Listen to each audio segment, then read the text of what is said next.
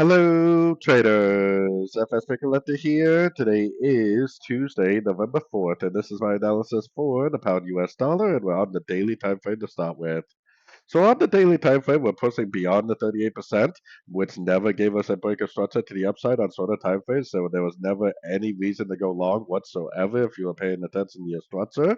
Now, if this really is a regular flat, then this 105% Fibonacci extension of A also is an area where we could get a break of structure to the upside.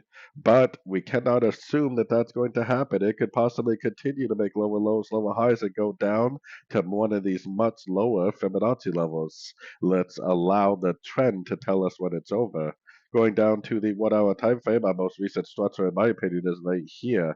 If it breaks this high, then there's no reason to start. Then at that point, then we could definitely start looking for logs.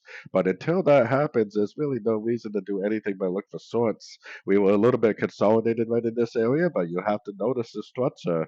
Lower high, lower high, lower high, lower high, lower high, lower high, lower high. There was never one time where the market gave you a break of structure telling you that we were starting a move to the upside.